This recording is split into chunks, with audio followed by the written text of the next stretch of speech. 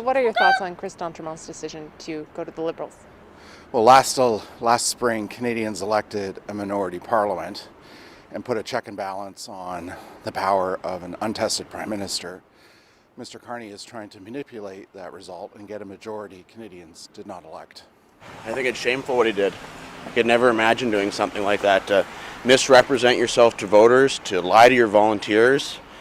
It's only been 6 months since the election. The leaders are the same of the parties. The public, the policies haven't changed. He campaigned against budgets that look just like this, Liberal policies that look just like this. And I sat with him on Fisheries Committee, you know. All the questions should be for Mr. d'Entremont this morning. I would encourage you to look at his own words about his Prime Minister. We've been very consistent about what we've said our expectations were for this budget. And Mr. d'Entremont, let me just share with you his own words. He said that, quote, "We warned that the Liberals' out-of-control spending and massive deficits were irresponsible, but of course they did not listen. Now, after 6 months under a new Prime Minister who promised financial discipline, Canadians are still waiting. He said that he would be judged by the cost of the grocery store. Well, Canadians are judging him, and they're not impressed." So that's what Mr. d'Entremont had to say about Prime Minister Carney. And so here we have, as a member of Parliament, and Mr. d'Entremont, who said one thing and is now doing another, who said one thing to his constituents, that he would fight for an affordable budget to provide affordability for Canadians, and that's certainly not what we've seen. Oh, yeah. Gang, what's up? Aaron here, Canadian Looney. Like, share, subscribe. Everyone has an opinion about Canadian federal politics. One of my opinions about Canadian federal politics is that I don't like Sean Fraser, our Justice Minister, the Attorney General. He's from Nova Scotia here, and he's gloating about stealing a traitor from the Conservative Party to join the Liberal caucus. Chris d'Entremont, former Deputy House Speaker, crossed the aisle, betrays sides. Sean Fraser is going to be here now with Vassy on Power Play. It's a very propaganda-driven program, but maybe Vassy is going to flip on the old journalistic hat and ask Fraser some real questions. I don't think Vassy likes Fraser too much. Let's see how this goes. Fraser, you can't wipe the grin off his face. Count how many times he says investment in this video. It's ridiculous. I don't know what kind of foolishness they're trying to sell these naive Liberal voters. Come and learn here, naive voters. You will be educated. Let's take a look. Vassy, Sean Fraser, one-on-one, Power Play. Let's go. After the Vassy Sean Fraser piece here with our Attorney General, we're going to showcase the real Chris d'Entremont in his last act as a member of the Conservative Party. It would seem that this man is very confused. I don't know if he sold out, if he was bought and paid off. Anyways, we're going to show that after the Vassy interview. Let's get into it. Let's go. Hey, that's something everyone can enjoy. Story tonight, the minority Liberal government has picked up a seat with Nova Scotia MP Chris d'Entremont crossing the floor from the Conservatives, which means the Liberals are now just 2 seats short of a majority government, a political coup that all broke just after the Prime Minister's first federal budget was tabled. How did it happen? And what more can we learn about the budget? Joining us now on both those topics from just outside the House of Commons is Justice Minister Sean Fraser. Minister, pleasure to welcome you back to the program. Thanks for making the time. Thanks for having me. I have to ask you about Mr. d'Entremont because, of course, you're both from Nova Scotia. Did your party promise Mr. d'Entremont anything in exchange for him crossing the floor? Look, not to my knowledge. I've gotten to know Chris over the years, and this is a decision that Chris has taken. He's made pretty clear in public that he thinks that the leadership of Prime Minister Carney has positioned the government well to better support his community than his former party.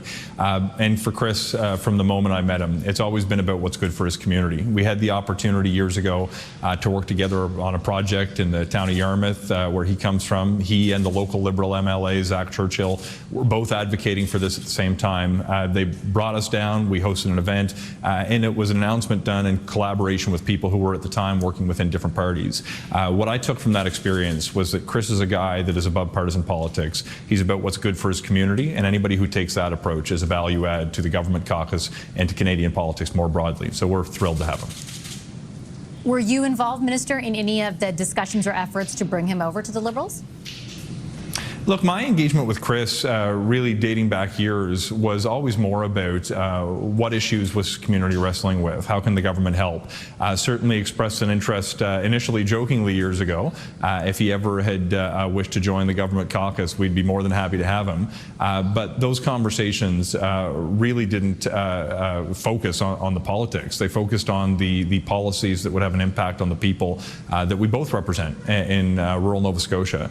To the extent that there was pressure applied on Chris, I don't think that's the kind of thing that influences him. The real belief that he has that he's better positioned to serve his community is what's justifying his decision, and he's an honest, hard-working guy, and whatever conversations we may have had over the years may have communicated an openness to have someone like him working alongside us in government benches. But this is a decision that Chris has taken for his community, not one that he's been forced into by anybody, Liberal or Conservative. No, and I didn't mean to intimate that he's forced into it. I just wondered if you were, given that your proximity and your already established relationship, if you were part of formal efforts to woo him. Look, we've had a few conversations over the years, as I've alluded to, about potentially working together one day. But this is not something over the last few days that has transpired with me personally poking Chris to do it. This is after, I'm sure, a period of deep reflection for Chris about his own political philosophy, the opportunity that he has to make a difference. And these are difficult decisions for a lot of people, but in my view, I think Chris has made a courageous one and the right one. He suggested that there could be other Conservative MPs who follow suit and make a similar decision. I'm hoping I can ask you, and hopefully you will answer point blank. Are you aware of any? Look, you hear rumors about town. I'm not chasing anybody right now, trying to convince them to take a different decision. We are too focused right now on trying to implement the policies that we've just put into the federal budget. To the extent that others are inspired by the work of government and want to join because they believe in the work of government, of course, they would be more than welcome. I think it would be a potential distraction if the government spent all of its energy trying to recruit new members. I think we would be better served by focusing on getting the job that we've been elected to do done.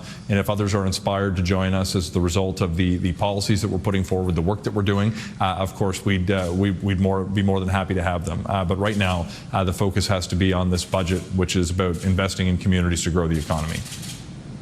Okay, excellent, because that's exactly what I want to ask you about, Minister.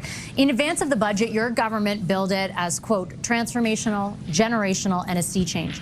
The increase in capital spending, for example, beyond what was already promised, only amounts to about 0.2% of GDP. And the savings, on the other hand, are only at a level about 1/3 of the scope of what the 1995 budget brought in, which was heralded at the time for its work on that side of the ledger. How does any of that, Minister, amount to a sea change? Well, you got to look at what options the government could have considered when you're trying to achieve savings so you can make bigger investments to help grow the economy. We certainly could have taken the approach that was taken in the mid-90s, but that would have required us to slash transfers for things like healthcare to the provinces. We instead have made a decision to invest more, including in provincial healthcare infrastructure with this budget. What we wanted to do was focus on the programs that we observed not to be having their intended impact. Each of us in Cabinet was asked to go through an exercise to assess which programs, which policies were costing taxpayers money, but not delivering the outcomes that we wanted to see.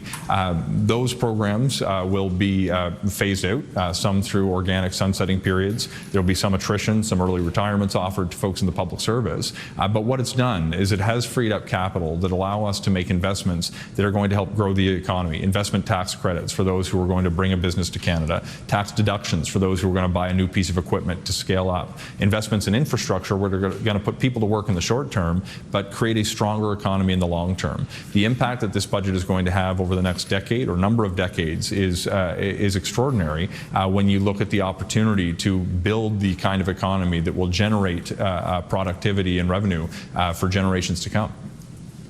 Minister, I'll put to you again, though. What exactly is extraordinary about using infrastructure spending to stimulate the economy, about taking tax write-offs to incentivize business investment. Both of those things I can remember former Prime Minister Stephen Harper introducing, and as recently as 2018, the Trudeau government, of which you were a prominent member, also introduced the ability to write off different pieces of equipment that was actually broader in scope and more immediate than what you are pitching. So again, like, what is extraordinary or transformative or generational about using old ideas and just pitching them as something new?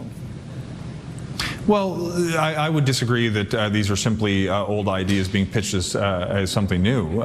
You can look, for example, not only to the fact that you might be using a tool that certainly has existed before with investment tax credits, but using it to tap into new and emerging sectors in the economy, whether that's critical minerals, whether that's adopting sovereign infrastructure when it comes to AI, to ensure as the trade disruptions that we've seen globally have an impact on our ability to control our economy, to control the data that helps power the economy. We're not just putting more money into things, but ensuring that it builds a level of sovereignty to the economic decisions that we're going to be able to take for the next number of generations.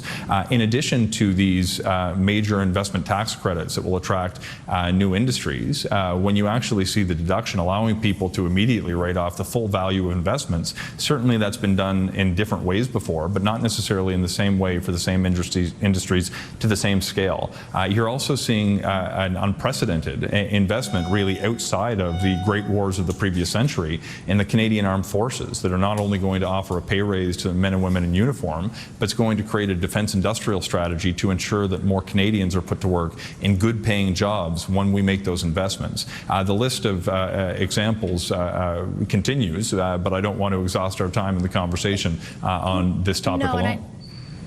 I certainly do take your point on defense spending because it is markedly more significant than anything we've seen previously. If I put that aside, though, and look at all the other things you're announcing that you say will have a material impact, really, I guess, 5 years out or more on Canadians' lives, don't take my word for it. I look at the analysis from Desjardins, which said if Canadians were hoping for a transformative or generational budget, they will be disappointed with the Government of Canada's budget 2025. The Bank of Montreal, much of the stimulus in the budget consists of measures that were already known, so it is unlikely to cause a sharp revision of economic growth forecasts. The pitch from your government is what we're doing here is so unique, you are going to see the economy grow in ways that you haven't before. The Bank of Montreal is saying we're not even going to revise our forecast based on what we saw in this budget. Well, you look at some of the examples of the game-changing policies that are in the budget, and they may have been announced a month ago, but still form part of the strategy going forward. Take, for example, the new approach to home building. Certainly, I was involved previously with policies designed to help build more homes, but the creation of a federal agency through Build Canada Homes to ensure that the government is able to act essentially as a developer, leveraging all of its tools at once, backed by a $13 billion capital investment, is a different way of doing things that I think is going to have a positive impact, not only on housing outcomes, but on productivity that's going to drive change within the sector, embracing more manufactured homes. It's this kind of different thinking that allows us to take control of the economy here in Canada in a way that people did not feel was under control over the last few years, particularly coming out of the pandemic, that sets this budget apart from many other similar efforts or different policies that have been put forward in previous years. But Minister, you were in charge of housing through those previous years. Why now should Canadians listening tonight trust that a new agency will do what you were unable to do? Go Vassy. Well, last year, we did move forward with some of the most ambitious housing policies, and you don't have to take my word for it. There's plenty of housing experts who would validate that, that represented the largest housing investments that we've seen in a number of generations. But we have the opportunity to take things a step further without undoing some of the good programs that were put in place previously. Actually having the government pool together, and I was part of the conversations, believe it or not, that led to the creation of this agency before the last federal election, in conversations with our now Prime Minister Mark Carney, to actually figure out how we can best leverage all of the resources that the federal government has at its disposal. When we have access to federal land, when we have access to low-cost financing, when we have access to grant programs to help non-market housing put a roof over the head of the most vulnerable, we figure that we can in-house have a greater impact on that key part of the sector that's not necessarily going to benefit from improvements in market housing. Politics is a sector where you have to focus on continued improvement. Canadians would not accept that you rest on laurels of years gone by. They want to know how you're going to address the challenges that we're facing today and continue to scale the efforts, even in areas that are having some positive returns. Okay, I'm out of time. I appreciate your time as always, Minister. Thanks for the interview. Oh, yeah. We've got more to come. Chris D'Entremont here is going to expose his values or lack thereof, because now his beliefs are all changed. He wasn't singing a liberal tune in this one. That is going to be very interesting to watch. My name is Aaron, Canadian Looney. Like, share, subscribe, get notified. We work really hard at this channel. I'd appreciate anybody that subscribes. I'm not looking to sell you some stupid sticker or take you on some kind of ride like that. I'm trying to learn about Canadian federal politics myself, and I'm sharing what I see. Like, I follow a lot of Canadian politics 84 hours a week. Anyways, let's take a peek at this. Thank you very much for watching these videos. My name's Aaron. Like, share, subscribe. Canadian Looney. Get your Canadian federal politics right here. Let's take a look at Chris D'Entremont in action. It's hard to trust. We'll catch you in the next video after this. Enjoy this piece. Now, let's get into why we're here today.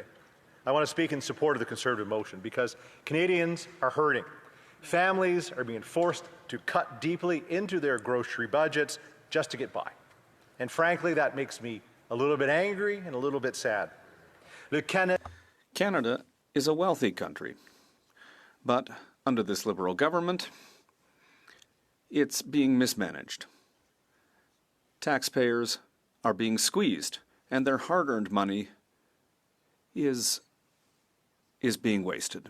In southwest Nova Scotia, where I have lived my entire life, people work hard. They want to own a home, feed their children, provide a good education to them, and maybe take a vacation every once in a while. But you know what? Since 2015, everything changed.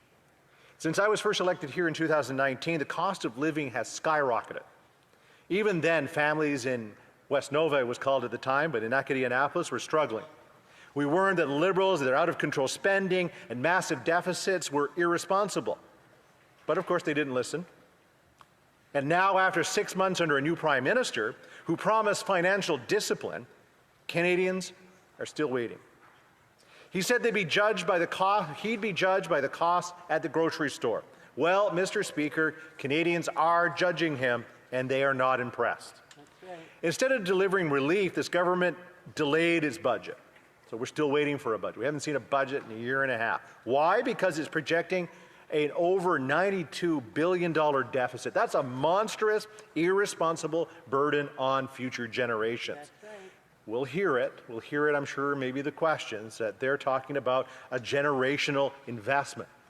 But Mr. Speaker, what it really is a generational debt that my kids, and their kids' kids are going to have to try to pay in one way or another. That causes inflation and extra costs to future generations. And while this government boasts about withdrawing the carbon tax, it left in place the industrial carbon pricing on fertilizers and farm equipment. That's not relief. That's just politics. The result is that food inflation is 70% higher than the Bank of Canada forecast. Since the Liberals came to power, Mr. Speaker, food prices have risen by 40%. You've heard it many times here today. It's deliberate. It's unacceptable. It's inhumane for a G7 country. We're a rich country. We're a food basket of a country. We can produce all the food for many people in the world, and we can barely feed ourselves for some reason. People find themselves pinched. They're having to make tough decisions, feed their children, heat their homes, buy the things that the school requires, get them into sports if they're lucky. But unfortunately, the food basket is far too expensive. In my riding, food banks are overwhelmed, and I'm sure food banks across Nova Scotia are experiencing the same thing. Food banks usage is up 142% across Canada. And while the government claims to be putting money back in taxpayers' pockets, it continues to take it away through many other means. Low-income Canadians spend more of their income on essentials like food and rent, yet these items are rising fastest in price, and where is the relief? So in my province of Nova Scotia, the situation is dire. In 2023, 28.9% of the population faced food insecurity. In 2024, that rose to 29.3%. Didn't get better, it got worse. 71,000 children live in food insecure households. Feed Nova Scotia, that supports many of the food banks across Nova Scotia, supports 23,000 people monthly. That's a 52% increase since 2022. These numbers are heartbreaking. They demand action. We must protect our food sovereignty. It's difficult in Nova Scotia. I mean, we can produce lots of things in the Annapolis Valley and up and near the Truro and up into the Cape Bretons. But we do have to truck a fair amount of stuff from other parts of the country. So we need to support the farmers we have. We need to support the farmers across Canada. We need to support producers, and we need to support truckers so that product gets to our grocery stores. But once again, it's the taxpayer that ends up paying. It's the person going to the store that finds all of these things far more expensive and most times out of reach when they actually need them. I'd be remiss, Mr. Speaker, if I didn't bring up the challenges in my main economic driver in writing, and that is the fishery, and more specifically, the lobster fishery.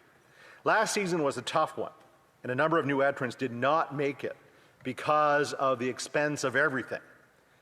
Some of it revolves around tariffs, but some of it revolves around input cost and taxes. And I could spend a couple of hours on how fishers feel that this government is doing their best to make sure that the whole fishery fails. So rather than treat the fishery like the safe and healthy food source that it is, it's being squeezed by competing federal initiatives that don't take into consideration coastal communities that are a long ways from a lot of the services that are in urban areas, but provide safe food products for consumption. And when you add up all those things, not unlike what farmers are telling us, it's really being very difficult to actually make ends meet. God damn it, that's not news! What about us?